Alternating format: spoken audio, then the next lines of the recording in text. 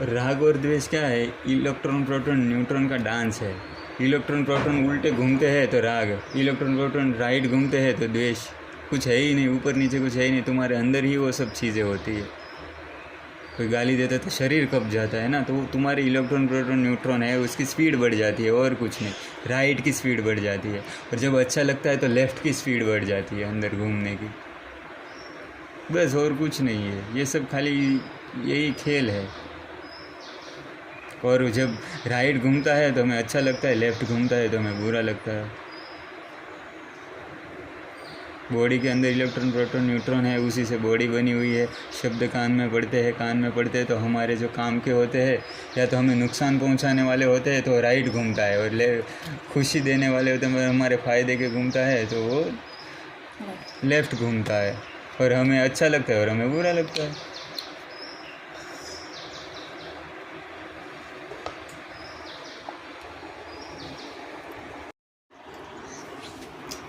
राग और द्वेष इतना कॉम्प्लिकेटेड मामला है ना कि यहाँ तक कि राग और द्वेष उसमें भी आता है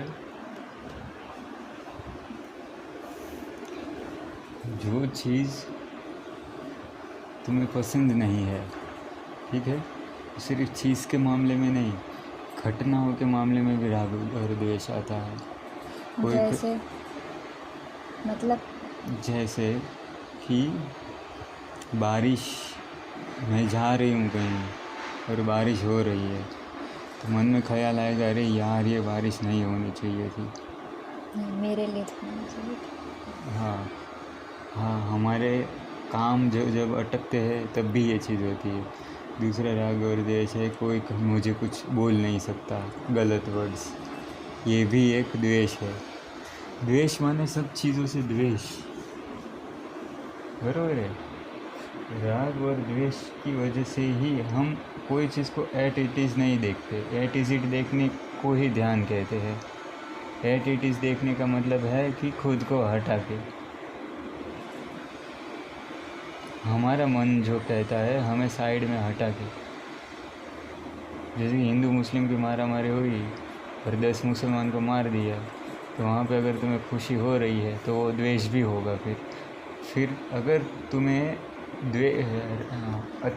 राग हो रहा है कि हाँ ठीक है जो हुआ अच्छा वो मुसलमान को मार दिया गया, उसका मतलब है कि जब हिंदू को मारेगा तो तुम्हें द्वेष होगा।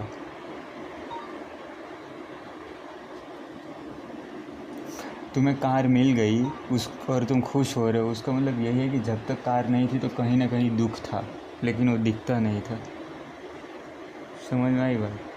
हमारे अंदर ऐसे ऐसे दुख पड़े हुए हैं, वो कब पता चलते पता है? कोई चीज़ आती है, कोई चीज़ हमारे पास आती है और हम खुश होते हैं ना, उसका मतलब है कि उस वजह से हमारे अंदर दुख पड़ा हुआ था। हम कहते कि अरे यार मेरे जीवन में तो कोई दुख है ही नहीं, मैं तो बस बिंदास हूँ। और अचानक तुम्हें 1 लाख की लॉटरी लग जाए और तुम नाचने लगो। अब तुम नाचने क्यों लगे? क्योंकि तुम्हारे अंदर वो द्वेष था ही कि अरे यार मेरे पास पैसा नहीं है, उसका तुम्हें अंदर दुख था। अगर दुख ना होता कोई चीज़ का तो तुम्हें लॉटरी लगी तो तुम एट इज़ इट देखते, हाँ उसमें क्या लॉटरी लगी है। वैसे भी मैं अंदर से खालीपन महसूस नहीं कर रही थी। समझ में आई बात? पैसों के मामले में मैं अंदर से खालीपन महसूस नहीं कर रही थी। उसका मतलब ये हुआ कि तुम्हें लॉटरी लगी और तुम्हें कोई फ़र्क नहीं पड़ा। उसका मतलब ये हुआ कि तुम्हें पैसों की वजह से तुम्हारे अंदर कोई दुख नहीं है पहले से ही, क्योंकि आया तो तुम खुश नहीं हुई। उसका मतलब यही हुआ। जहाँ जहाँ कोई खुश हो रहा है समझो वो दुखी ही है। कोई खुश हो रहा है ना, उसका मतलब वो दुखी है।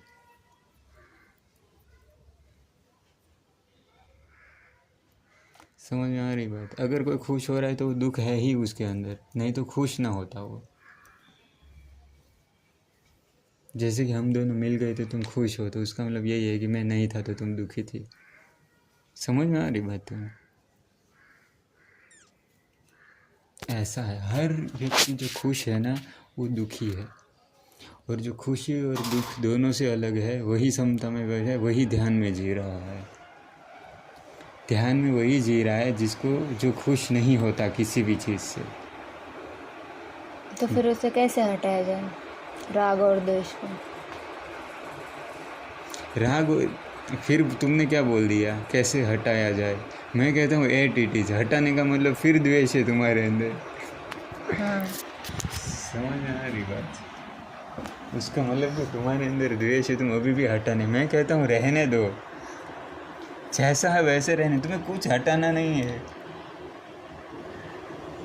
पहले तो तुमने मान लिया, ठीक है, कि मेरे अंदर राग द्वेष है, ठीक है, तो रहने दो ना। तो हम राग को भी रहने दो, द्वेष को भी रहने दो, तो राग और द्वेष दोनों चले जाएंगे। जैसे ही एक्सेप्ट किया, ठीक है, राग है तो राग है, द्वेष है तो द्वेष है, तो समता में आ गई तुम।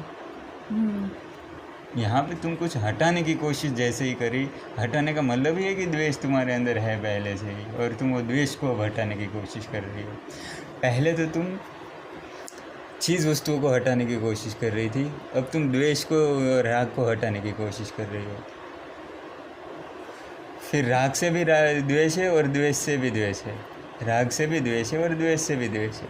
उसका मतलब ये होगा, बात यह है कि बस कुछ नहीं, जो है सब ठीक ही है, बस मौन हो जाओ। अब जो कुछ घटित होगा उसको खाली साक्षी भाव से देखना, कुछ हटाना नहीं है।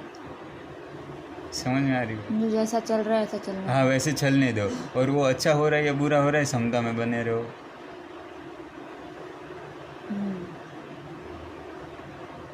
द्वेष को भी नहीं हटाना है, राग को भी नहीं हटाना है। राग आएगा तो भी समता में, द्वेष आएगा तो भी समता में। लेबल मत दो कि ये राग है ये द्वेष है। अगर लेबल दे भी रही हो तो एटलीस्ट दूर, थोड़े दूर खड़े रहो बस, और कुछ नहीं इसमें। समझ में आई बात? अब समझो कि घर में फ्रीज आया और फिर फ्रीज में ब्लास्ट हो गया, फ्रीज चला गया, तुम्हारे अंदर कुछ कमी हुई, कुछ आया या गया तुम्हारे अंदर, वो बाहर की बात है। समझ में आई बात? कुछ आया और गया, कुछ लहर उठी और लहर वो चली गई। सागर वैसे का वैसा ही है। जैसे कि सागर के ऊपर तूफान आते हैं, लहरें उठती है, लेकिन सागर के अंदर शांति ही रहती है, सुकून ही रहता है। ऊपर ऊपर से सब चलता रहता है और गहराई में शांति होती है।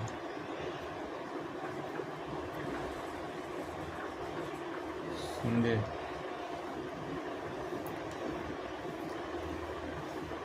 जैसे कि भगवान बुद्ध है, ठीक है, उससे बहुत इंसान द्वेष करते थे। ये देखो हमारे भगवान के बारे में कुछ बोलता है, बोलते हैं कि भगवान भगवान सब छोड़ो, ध्यान में करो। ये क्या ध्यान व्यान की बातें करता है, पूजा प्रार्थना सब झूठ है बोलता है, इसको हटाओ, हमारे गांव में आए पत्थर मारो। तो एक आदमी उसको गाली दे रहा था, लेकिन भगवान बुद्ध समता में जा रहे, बोले तू हरामी है, तू ढोंगी है, तू सबको गलत रास्ते पे लेके जा रहा है। भगवान बुद्ध अपनी समता में चल रहे हैं, ठीक है। फिर उसको इतना गुस्सा आ गया कि उससे मारा तो नहीं गया, लेकिन उसने भगवान बुद्ध के मुंह पे थूक दिया। तो भगवान बुद्ध ने एकदम समता रखी शांति से, और उससे ऐसे पोंछ के फिर आगे चलने लगे। तो समता उसी को कहते हैं कि अगर उसको पत्थर भी पड़े हैं बुद्ध भगवान को, ठीक है, लेकिन समता बनी रहती है कि मार तो नहीं डालेंगे, और अगर मार भी डालेंगे तो भी कोई दिक्कत नहीं है, क्योंकि वैसे भी शरीर तो परमात्मा है, परमात्मा ले लेगा। ये सब परमात्मा ही है जो मुझे पत्थर मारे, ये सब उसकी लीला चल रही है। और परमात्मा मुझे पत्थर मार रहा है तो कभी फूल भी देगा। कल को यही लोग फूल लेके आएंगे तो मैं नाचने थोड़ी लगूंगा। और लेके आते भी थे लोग भगवान बुद्ध के लिए फूल, फल, फ्रूट सब, बोलते आप महान हुआ भगवान। तो भगवान बुद्ध नाचने तो नहीं लगते थे, पर कोई पत्थर मारते थे तो उसको गाली, तो उसके सामने पत्थर तो नहीं उठाते थे कभी। समझ में आई बात? ना तो उससे लड़ते थे ना तो खुश होते थे, वो अपनी जगह पे बने रहते थे। और मैंने पृथ्वी पे जन्म लिया है तो ये दो चीज़ तो आनी ही है, कोई मुझे नुकसान करने आएगा और कोई मेरे लिए गिफ्ट भी लेके आएगा। ये दोनों चीज़ चलती रहेगी तो गिफ्ट आएगा तो ना तो मैं नाचूंगा, और जब गाली पड़ेगी तो भी मैं उसको ऐसे ही समता में बन के देखूंगा। तो समय में है वो, वहाँ पे भगवान बुद्ध को पत्थर मारता ही तो नहीं रहेगा, उसको भी तो काम धंधा है, वो चला जाएगा। गाली ही तो नहीं बकता रहेगा कोई तुम्हें मारेगा तो तुम मर जाओगे तब तक तो नहीं मारेगा, उसको भी काम धंधा है, चला तो जाएगा अपने काम पे, कब तक मारेगा। तो ऐसे भगवान बुद्ध हर गांव में जाते थे और अपनी समता बनाए रखते थे, और वो डरते नहीं थे कि मेरे साथ क्या होगा, जो होगा देखा जाएगा, मैं मेरा काम कर रहा हूँ। और उसका वो काम करते करते मुझे मृत्यु भी आ गई तो कोई दिक्कत नहीं। जो इनलाइटन हो जाते हैं, समझो उसने सुसाइड कर लिया होता है अंदर से ही, अब बस वो ऊपर से ही जीते हैं, लेकिन उसके अंदर एक गहन शांति होती है, वो मरे हुए ही होते हैं अंदर से, और मरने के बाद ही शांति मिलती है। साधारण इंसान शरीर मरने पे मरता है, और जो बुद्ध होते हैं वो ऐसे मरते हैं कि उसके अंदर राग द्वेष खत्म हो गया तो वो अंदर से मर गए, समझो। संसार के लिए वो कुछ है ही नहीं, उसके लिए संसार कुछ है ही नहीं, उसके लिए बस एक रिचार्ज है, जो 60 साल का किसी ने रिचार्ज करके दिया है, जैसे कि सपना चल रहा है, ठीक है, और वो 1 घंटा और चले तो उसका रिचार्ज कर दिया है। तो ये जीवन हमने दिया है, तो ये खास सिर्फ सपना ही है, यहाँ पे कुछ असली है नहीं। जो भी हो रहा है वो पूरी ताकतों के साथ हो रहा है, बहुत बड़ी ताकत है, वो सब कर रहा है, और वो जो हो रहा है उसको हमें स्वीकारना ही होगा। अगर हम उससे लड़ रहे हैं तो ईश्वर से ही लड़ रहे हैं। समाज है, हम जिसको समाज कहते हैं ना, हम उसको ईश्वर से अलग समझ लेते हैं, इसलिए हम दुखी होते हैं। समझ में आ रही है? समाज जो है वो, उससे द्वेष नहीं करना है, क्योंकि वो ईश्वर का ही रूप है। समाज बनाया किसने? हम कहते हैं इंसानों ने बनाया। इंसान पत्ता नहीं हिला सकते, तो संसार और समाज कैसे बनाए? ये जो बनाया हुआ है, जो रीति रिवाज बनाए, हम कहते हैं तो इंसानों ने बनाए, वो भगवान ने नहीं बनाए। लेकिन गहरे तम में तुम देखोगे तो ये जो रीति रिवाज है वो ईश्वर ने ही बनाए। क्यों? क्योंकि राग द्वेष सब ईश्वर ने बनाए। शरीर में कोई अपने आप तो शरीर में ये सब चीज़ें है नहीं।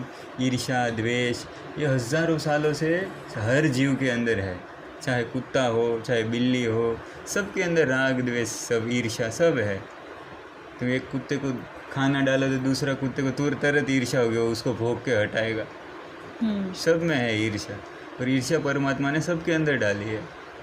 इसे भागना नहीं है कि ये ईर्ष्या नहीं होनी चाहिए मेरे अंदर, सब कुछ ऐसे का ऐसा रहना है, बस तुम्हारे अंदर समता का जन्म हो जाए, बाकी सब वैसे का वैसा ही रहेगा। ईर्ष्या हो रही तो उसको ही देखो, हाँ मैंने इसके प्रति मैं ईर्ष्या से भरा हुआ, हाँ अभी ये ईर्ष्या हो रही है मुझे, अच्छा ये नया ये लेके आ गया, चलो मेरे अंदर ईर्ष्या उठी, मैंने देखी। बस तुम्हें देखी नहीं कि ईर्ष्या चली गई, तुम्हें बस देखना है खुद को। गुस्सा अंदर से आया, हाँ गुस्सा मुझे आया, मुझे पता है मुझे गुस्सा आ रहा है, पता चला नहीं कि गुस्सा चला गया। अवेयरनेस की एक लाइट होती है, वो जिसके ऊपर भी पड़ती है ना उसको क्लियर कर देती है। समझ में आई बात?